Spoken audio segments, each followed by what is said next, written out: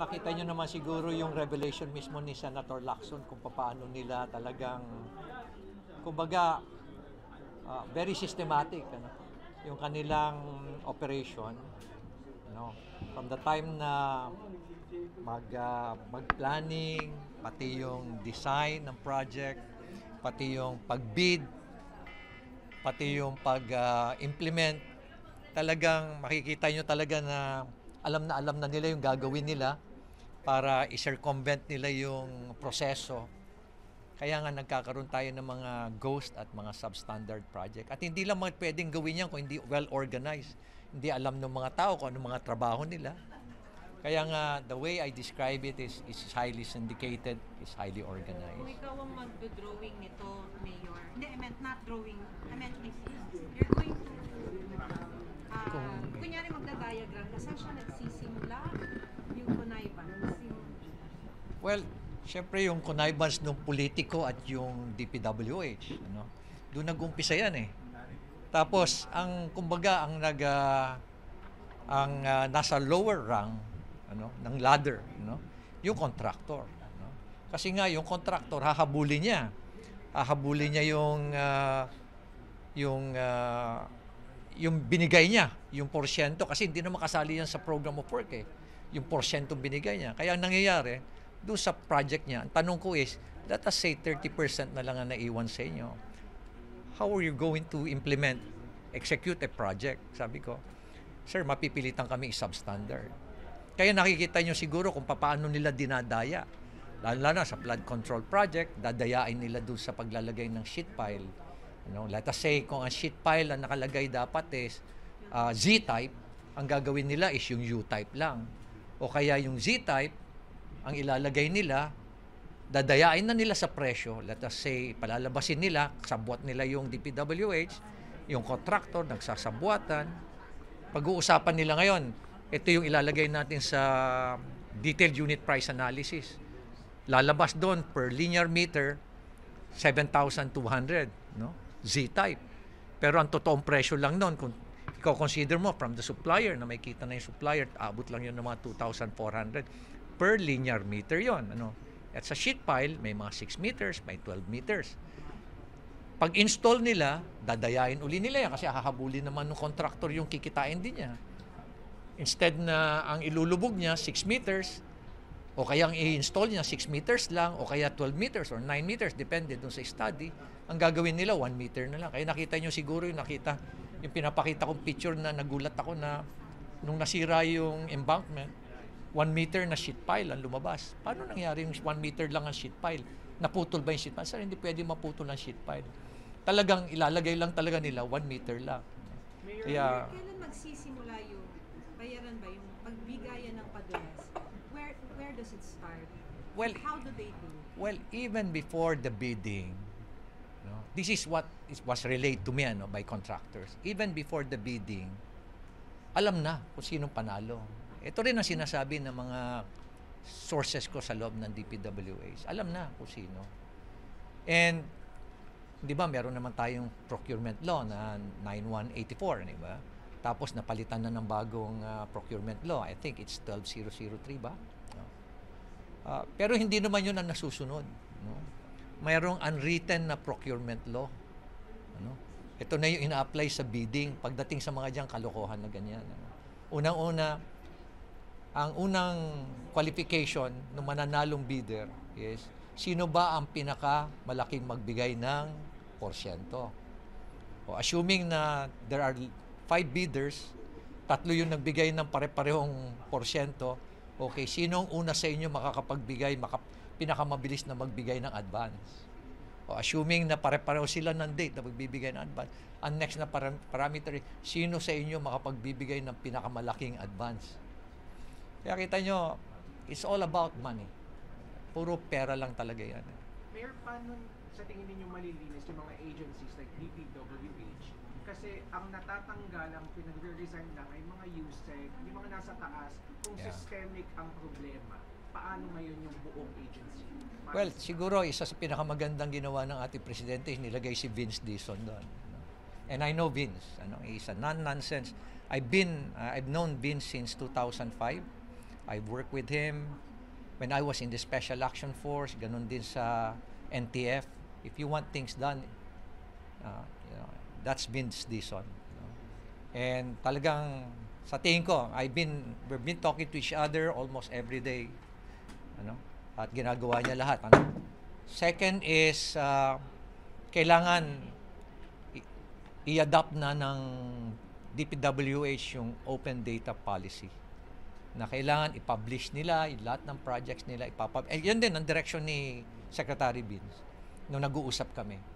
Ipapublish yung program of works, feasibility study, ipapublish yung ipapublish yung bill of quantities, ipapublish din yung mga geotechnical study o kaya soil test para malaman lahat. Kasi sabi sa akin nung isang source ko sa DPWH, sir, ang nangyayari kasi is from the top,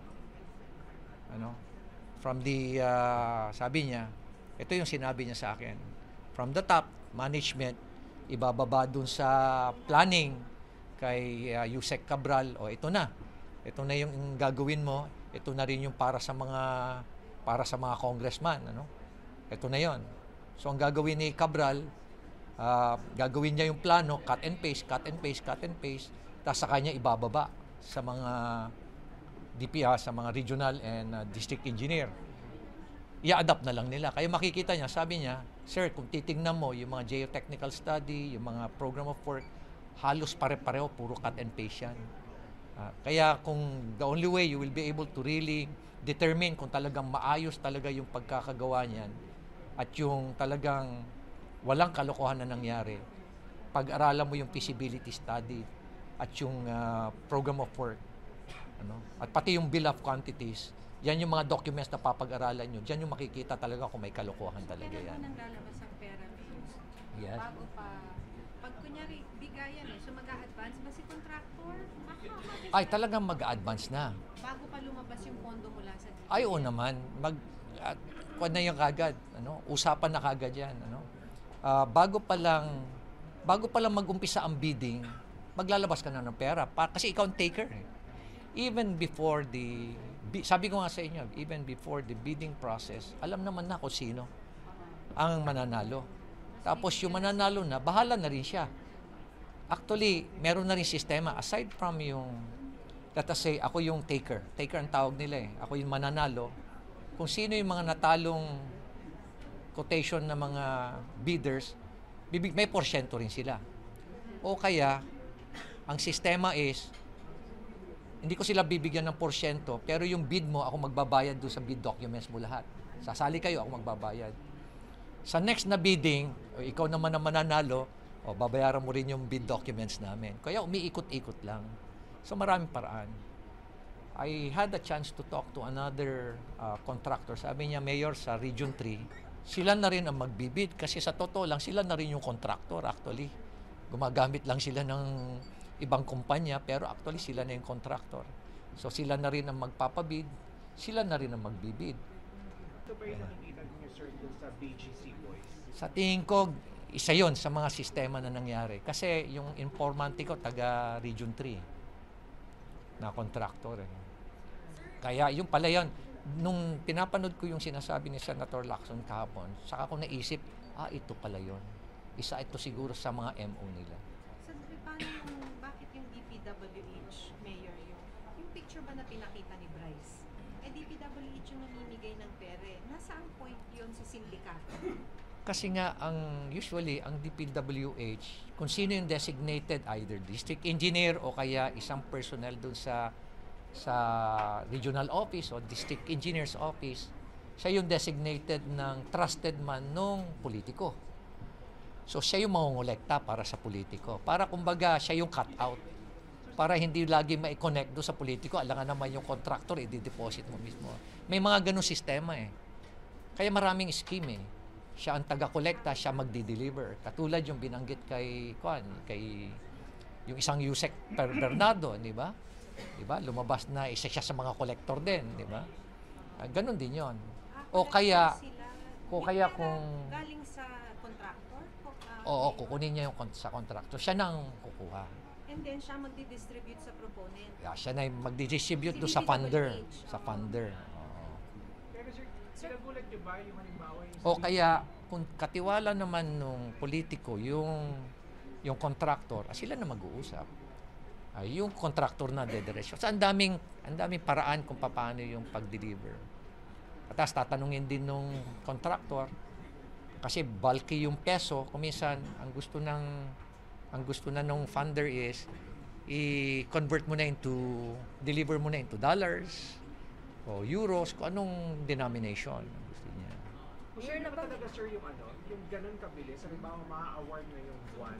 Tapos ngayong buwan may payout din na malaki. Nakita nyo siguro yung nangyari doon sa BGC, ano? Ang bilis, ano?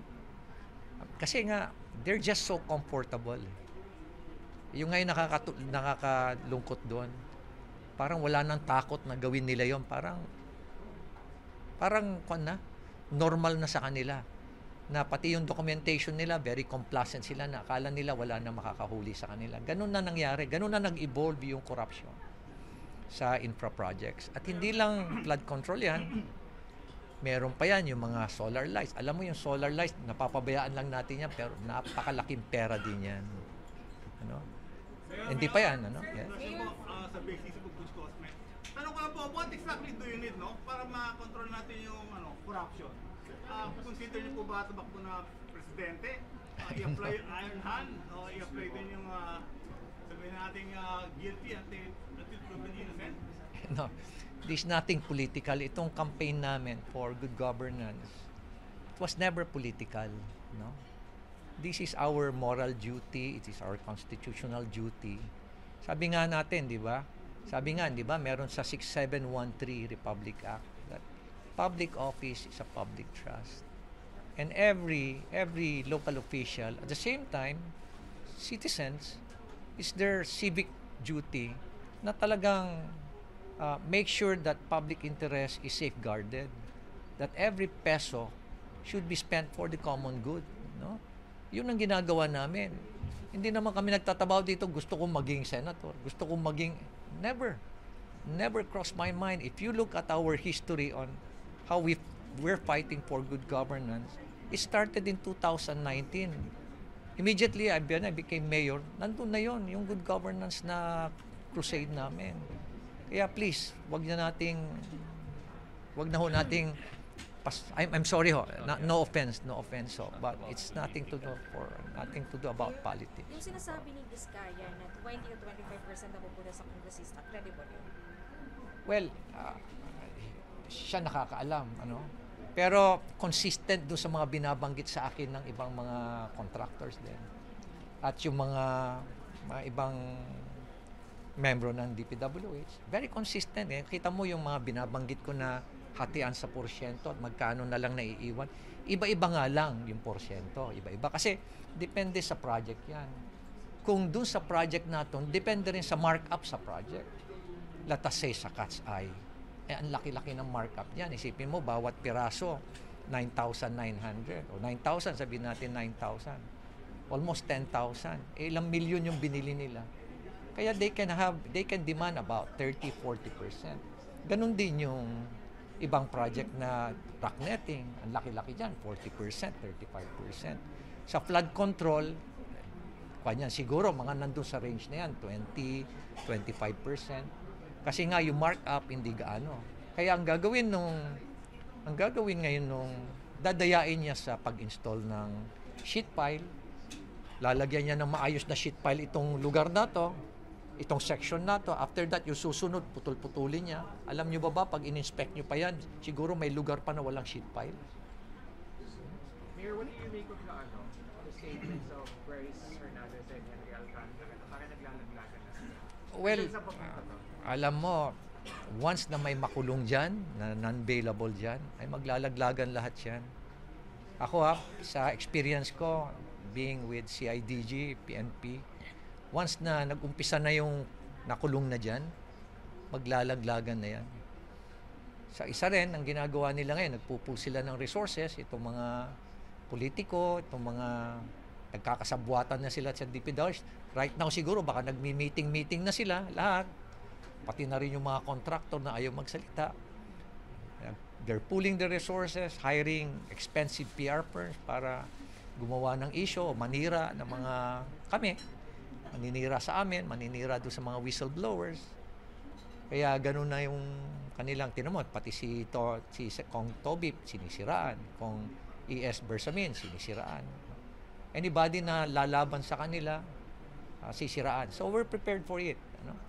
Ganun talaga ang trabaho namin. We are always exposed to risk.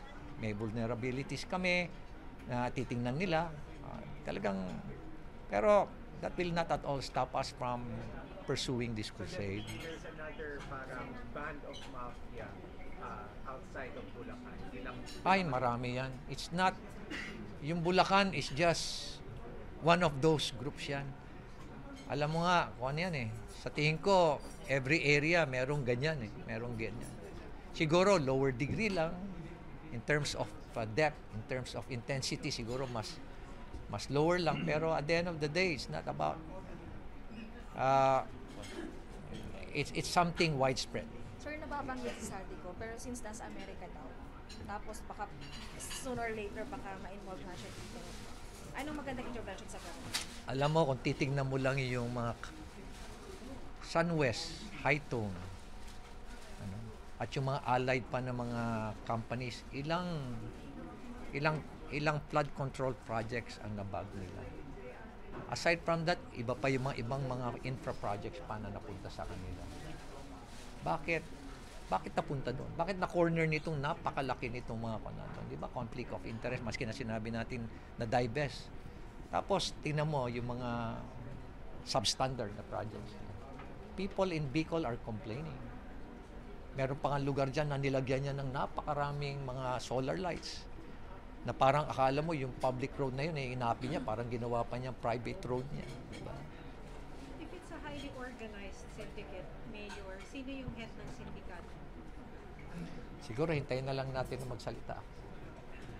Pero definitely ako feeling Saldi ko kanina. yes, As oo. part of the mastermind. Siya sa mga kwan dyan. Isa siya sa mga figures dyan. And may isa pang mas mataas sa kanya. Hindi naman gagalaw yun kung walang Siyempre hindi naman gagalaw yun kung walang pahinturot yung mas mataas sa kanya. Which is the House Speaker. Tama ang inference ng publiko. Yan. Yeah? Tama ang inference ng publiko na kung sino yung mas mataas sa kanya. May Kung muna nagbigay siguro ng sagutin basbas. ngayon. Pero may nagbigay ng basbas, ibig sabihin Meron yan. Mayor, what difference does it make po to be heard po in the Senate or in the House? Can't you expose this in the Senate? Well, siguro imbitahin na lang nila ako. Iba po nakakanitin. Imbitahin na lang nila siguro ako. Mayor, sa lawak po nito, you mentioned that this is widespread and this could possibly be nationwide. How long will it take for us to solve this flood control mess? Kaya ba ito ng administrasyon? No, it will go beyond the administration. May experience ako dyan when we investigated yung NIA anomaly. If you remember, nagsalita si President Pinoy noon about yung anomalies, irregularities sa NIA project. Tapos pinatawag niya kagad kami sa Malacanang and he designated me as the lead investigators. Wala lang Yung binigyan kami ng 6 months, tip of the iceberg lang yung nakuha namin Talagang matindi. Ako, palagay ko, pati NIA, meron pa rin yan dito. So, hindi pa yan. Ito pa lang, flood control, matindi na yan. Meron pa yan yung mga irrigation projects, lalabas din yan. Iba pa yung mga anomalies sa mga rock netting, sa road opening, asphalt overlay, sa mga cat's eye. Nako, halos lahat na lang yata pinagkakitaan nila lahat. So, Mayor, ready na kayo to lead the independent Yeah? independent commission? Ready na kayo to lead that? Yeah, wala pa naman. Kung sakasakali man na nabuo na yon, then we're willing to ready to share and submit our documents at yung mga nakuha namin na mga dokumento. Thank you for watching. Don't forget to like, share and subscribe for the latest hot news of the press.